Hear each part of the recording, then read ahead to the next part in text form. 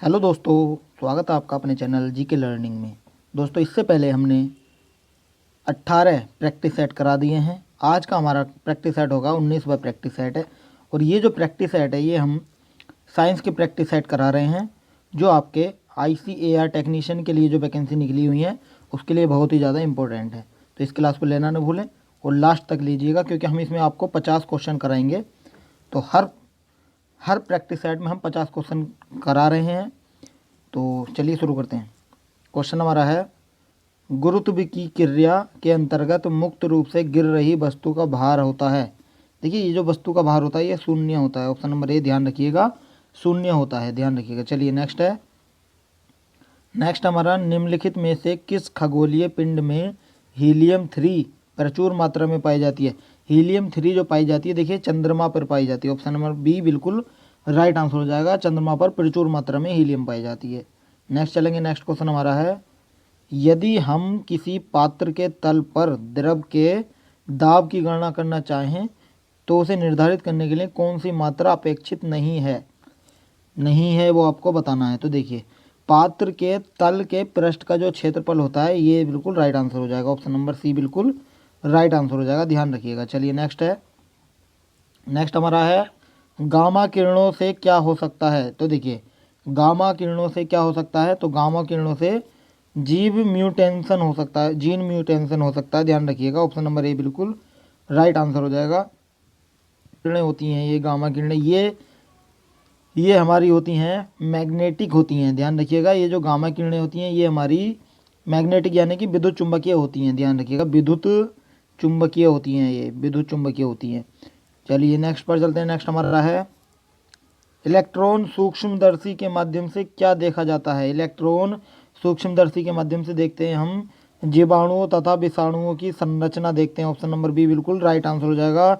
जीवाणुओं तथा विषाणुओं की संरचना देखते हैं। नेक्स्ट पर चलते हैं। नेक्स्ट क्वेश्चन हमारा है, पवन की गति को मापने वाला उपकरण बताना है। पवन की गति को मापने वाला उपकरण कौन सा होता है। तो देखिए, पवन की गति को मापने वाला जो हमारा उपकरण होता है वो होता है हमारा एनीमोमीटर। ऑप्शन नंबर ए बिल्कुल राइट आंसर हो जाएगा। जो एनोमीटर होता है ये हमारी पवन की गति को नापता है, और जो डीजोमीटर होता है ये हमारी रेडियो धर्मिता की जो माप होती है उसे नापता है। अल्टीमीटर जो होता है, देखिए अल्टीमीटर हमारे विमानों की ऊंचाइयों को नापता है, ध्यान रखिएगा। विमानों की ऊंचाई को अल्टीमीटर से नापा जाता है। क्रोनोमीटर होता है जहाज़ों में समय की माप को नापने के लिए। और देखिए, अगर आप चाहते हो कि इसके रिगार्डिंग एक वीडियो मैं आपको बना के दे दूंगा। अगर आपको चाहिए कि ये एनोमीटर अल्टीमीटर जैसे जितने भी क्वेश्चन हैं, जितने भी बन सकते हैं, उन सब के लिए एक वीडियो अगर आप चाहते हैं तो मैं आपको बना के दे दूंगा। हमें कमेंट करके ज़रूर बताइएगा। चलिए, और सेशन को शेयर ज़रूर कर दीजिएगा। चलिए नेक्स्ट है, ताप उत्क्रमण होता है किसमें। तो देखिए, ताप उत्क्रमण जो होता है हमारा, ये हमारा होता है ऋणात्मक ह्रास दर। ऑप्शन नंबर ए बिल्कुल राइट आंसर हो जाएगा। चलिए नेक्स्ट है, हमारी आकाशगंगा की आकृति है।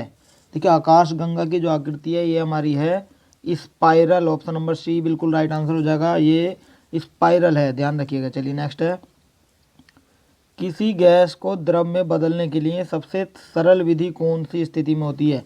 तो देखिए, सबसे सरल विधि जो होती है हमारी होती है उच्च तापमान और कम दाब पर। ऑप्शन नंबर बी बिल्कुल राइट आंसर हो जाएगा। चलिए नेक्स्ट है, निम्नलिखित में से प्रकाश का रंग किससे संबंधित है। देखिए, प्रकाश का रंग जो होगा यह आवृत्ति से संबंधित। ऑप्शन नंबर बी बिल्कुल राइट आंसर हो जाएगा, आवृत्ति से संबंधित होता है। चलिए नेक्स्ट है, किसी विद्युत परिपथ में इकाई धनावेश को एक बिंदु से दूसरे बिंदु तक ले जाने में किए गए कार्य द्वारा मापा जाता है। उन बिंदुओं के बीच के क्या। तो देखिए, उन बिंदुओं के बीच के विभवांतर को नापते हैं। ऑप्शन नंबर ए बिल्कुल राइट आंसर हो जाएगा, विभवांतर को मापते हैं। नेक्स्ट है हमारा, भारत में अणु बम के विकास से संबंधित हैं। देखिए, भारत में जो अणु हैं वो बम के विकास से संबंधित है, और राजा रमन्ना के विकास से संबंधित है। ऑप्शन नंबर ए बिल्कुल राइट आंसर हो जाएगा, ध्यान रखिएगा। चलिए नेक्स्ट है, और मैं आपको बता दूं कि भारत में जो अणु बम है ये इसका विकास का श्रेय राजा रमन्ना को ही जाता है, इसलिए इसका आंसर राजा रमन्ना है। मैं बता दूं आपको कि भारत में जो परमाणु ऊर्जा के शांतिपूर्ण उपयोग के उद्देश्य से वर्ष 1948 में परमाणु ऊर्जा विधेयक कानून बनाया गया था। 1948 में बना था परमाणु ऊर्जा विधेयक कानून, ध्यान रखिएगा। चलिए नेक्स्ट है, आपको मिलान करना है इसमें। तो देखिए इंजन का आपको बताना है, इंजन का क्या हो जाएगा। तो देखिए इंजन का हो जाएगा हमारा ऊष्मा ऊर्जा से यांत्रिक ऊर्जा में परिवर्तित करता है, और सितार यांत्रिक ऊर्जा से ध्वनि ऊर्जा में परिवर्तित करता है। माइक्रोफोन का बताइए, माइक्रोफोन ध्वनि ऊर्जा को वैद्युत ऊर्जा में करता है, और मोटर जो होती है हमारी, मोटर वैद्युत ऊर्जा को यांत्रिक ऊर्जा में करता है। तो इसका राइट आंसर हमारा हो जाएगा ऑप्शन नंबर बी, बिल्कुल राइट आंसर हो जाएगा। नेक्स्ट चलेंगे, नेक्स्ट हमारा है ठोस अवस्था में विद्युत धारा प्रवाहित करने वाला पदार्थ कौन सा है। देखिए ठोस अवस्था में विद्युत धारा प्रवाहित करने वाला पदार्थ हमारा कहलाता है ग्रेफाइट।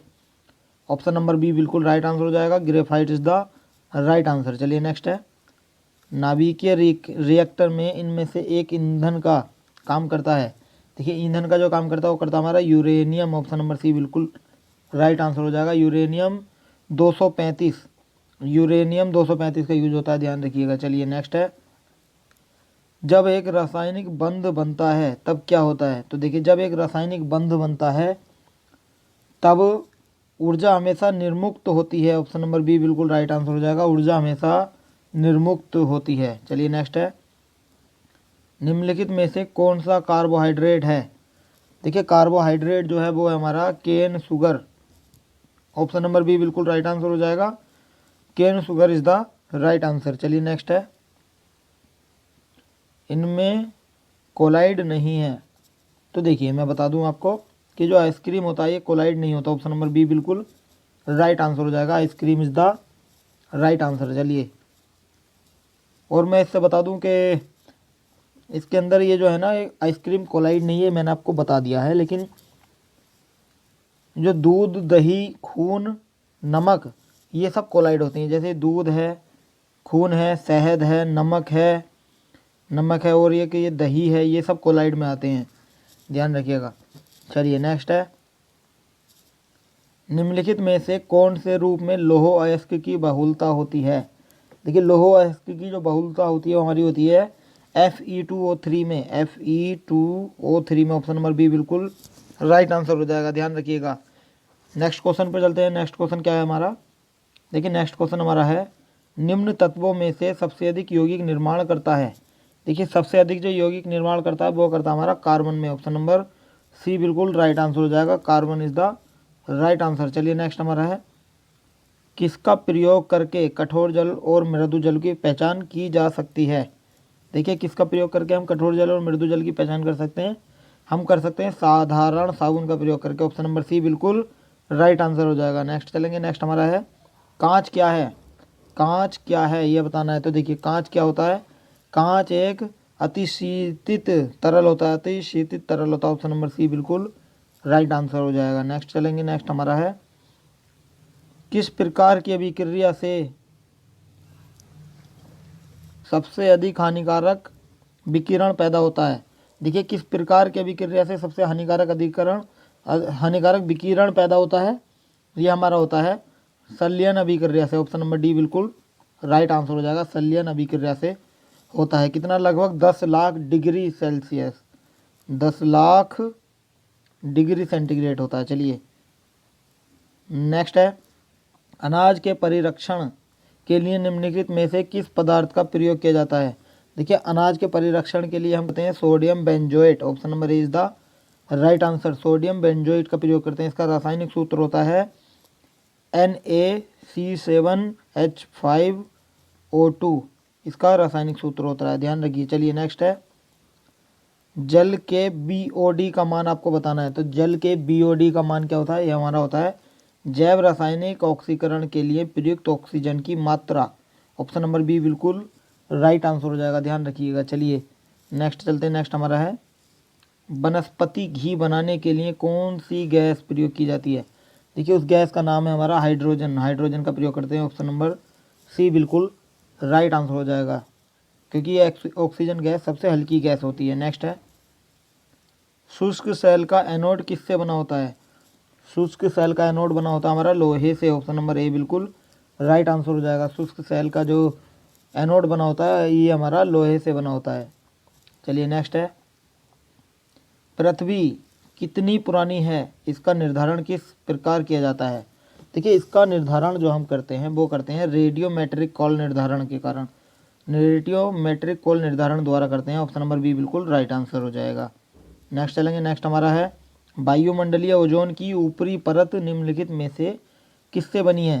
देखिए वायुमंडलीय की ओजोन की जो ऊपरी परत है वो बनी है ऑक्सीजन में परावैंगनी किरणों की क्रिया के कारण। ऑप्शन नंबर ए बिल्कुल राइट आंसर हो जाएगा। चलिए नेक्स्ट है कृत्रिम वर्षा करने में प्रयुक्त रासायनिक को क्या कहते हैं। देखिए कृत्रिम वर्षा करने में जो प्रयुक्त रासायनिक होता है या रसायन होता है उसे हम बोलते हैं रजत आयोडाइड। ऑप्शन नंबर डी बिल्कुल राइट आंसर हो जाएगा, रजत आयोडाइड बोलते हैं इसको हम। चलिए नेक्स्ट है जन्म से पहले शिशु का लिंग किसके द्वारा सुनिश्चित होता है। देखिए ये सुनिश्चित होता है हमारा पिता के शुक्राणुओं द्वारा। ऑप्शन नंबर बी बिल्कुल राइट आंसर हो जाएगा, पिता के शुक्राणु द्वारा। देखिए मैं बताऊं कि पिता का एक्स गुणसूत्र और माता का एक्स गुणसूत्र के संयोग करता है तो हमारा होता है लड़की या जाइगोट हम बोलते हैं लड़की, और जो माता का एक्स गुणसूत्र और पिता का वाई गुणसूत्र से होता है लड़का, ये ध्यान रखिएगा वो है। चलिए नेक्स्ट है कुछ सूक्ष्म जीवों की सहायता से वायुमंडल में पोषक तत्वों का पुनः चक्रण होता है। उन सूक्ष्म जीवों को हम क्या कहते हैं। देखिए उन सूक्ष्म जीवों को हम कहते हैं अपघटक। ऑप्शन नंबर बी बिल्कुल राइट आंसर हो जाएगा, अपघटक कहते हैं। नेक्स्ट चलेंगे। नेक्स्ट क्वेश्चन हमारा है नेक्स्ट हमारा कृत्रिम फीता कृमि क्या है। देखिए कृत्रिम फीता कृमि होता है हमारा टीनिया। ऑप्शन नंबर बी बिल्कुल राइट आंसर हो जाएगा, टीनिया होता है, टीनिया सोलियम बोलते हैं इसे। ये एक फीता कृमि होता है, ध्यान रखिएगा, और ये मनुष्य की। चलिए नेक्स्ट चलते हैं। नेक्स्ट क्वेश्चन हमारा है लोहे की कमी से होने वाला रोग कौन सा होता है। तो देखिए लोहे की कमी से रोग होता है हमारा गोइटर। ऑप्शन नंबर सी बिल्कुल राइट आंसर हो जाएगा, गोइटर होता है। देखिए गोइटर जो होता है ये इस रोग के कारण हमारा गला फूल जाता है, गला फूल जाता है। और मैं बता दूं कि ये आयोडीन की कमी के कारण भी हमारा गला फूल जाता है, और इसमें थायराइड ग्रंथि में सूजन आ जाती है जिसके कारण ये गला फूल जाता है। नेक्स्ट है साइकस में प्रवाल मूल किसमें सहायक है। देखिए साइकस में प्रवाल मूल जो है ये हमारा ये जल अवशोषण में सहायक है। ऑप्शन नंबर सी बिल्कुल राइट आंसर हो जाएगा, ये जल अवशोषण में सहायक होता है। नेक्स्ट है निम्न में से किसके द्वारा प्रकाश संश्लेषण के लिए ऊर्जा मिलती है। देखिए प्रकाश संश्लेषण के लिए हमें धूप से ऊर्जा मिलती है। ऑप्शन नंबर सी बिल्कुल राइट आंसर हो जाएगा। चलिए नेक्स्ट है निंद्रा रोग किसके कारण होता है। निंद्रा रोग किसके कारण होता है। तो देखिए निंद्रा रोग होता है हमारा ट्रिपेनोसोमा के कारण। ऑप्शन नंबर ए बिल्कुल राइट आंसर हो जाएगा, ट्रिपेनोसोमा के कारण होता है। नेक्स्ट है शहद में मुख्यतः होते हैं, शहद में मुख्यतः क्या होते हैं। देखिए ये होते हैं हमारे कार्बोहाइड्रेट होते हैं। ऑप्शन नंबर सी बिल्कुल राइट आंसर हो जाएगा, शहद में मुख्यतः कार्बोहाइड्रेट होते हैं। चलिए नेक्स्ट चलते हैं। नेक्स्ट हमारा है मार्क्सवादी भौतिकवाद का विचार किससे आया।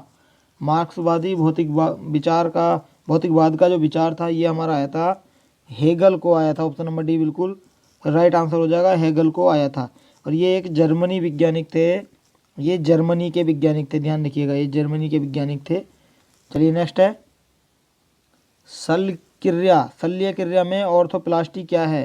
देखिए शल्य क्रिया में जो ऑर्थोप्लास्टी होती है वो हमारी होती है कूल्हे के जोड़ के प्रतिस्थापन।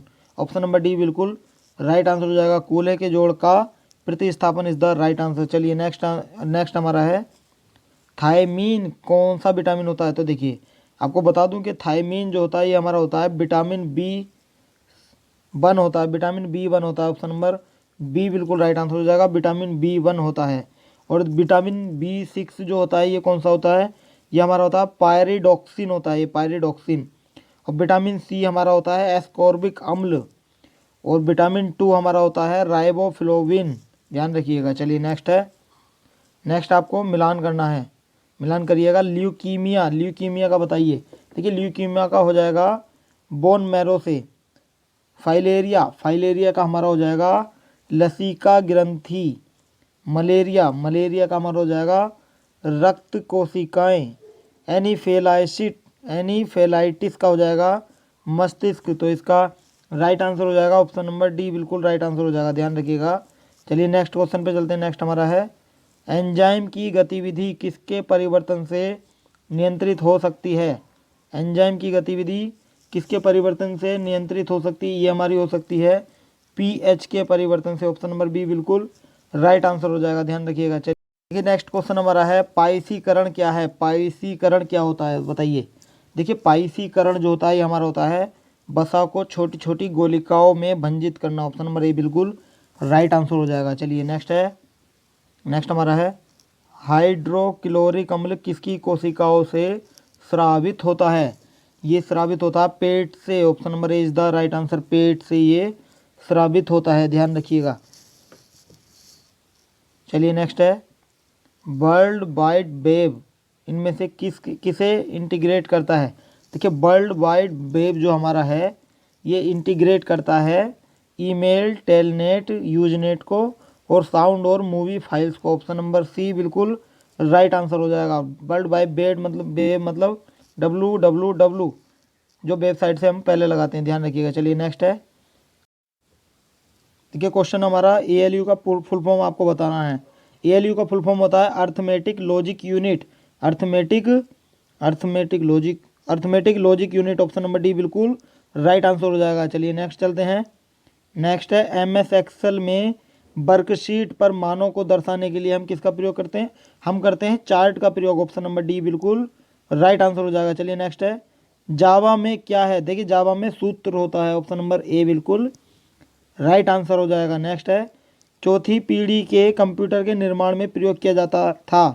देखिए हम जो प्रयोग करते हैं चौथी पीढ़ी के कंप्यूटर में वो करते हैं सूक्ष्म संसाधित्रों का। ऑप्शन नंबर ए बिल्कुल राइट आंसर हो जाएगा। चलिए आज का सेशन आपको हमारा कैसा लगा हमें कमेंट करके ज़रूर बताएं कि आपको सेशन हमारा कैसा लगा और कितने क्वेश्चन आपके बिल्कुल सही हुए, हमें ये भी कमेंट करें। और देखिए हमारे चैनल को सब्सक्राइब कर दें ताकि आने वाली हर अपडेट आपको मिलती रहे और बेल आइकन भी दबा लें ताकि आपको जो भी हम वीडियो डालें उसका नोटिफिकेशन आपको सबसे पहले मिले। और अगर आपको इसकी PDF चाहिए तो हमारे टेलीग्राम चैनल से जुड़ सकते हैं। टेलीग्राम चैनल का लिंक हमारे डिस्क्रिप्शन में दिया हुआ है, वहाँ जाकर आप हमें ज्वाइन कर सकते हैं। चलिए आज के लिए इतना ही, कल फिर मिलते हैं नेक्स्ट प्रैक्टिस सेट के साथ। So thank you so much.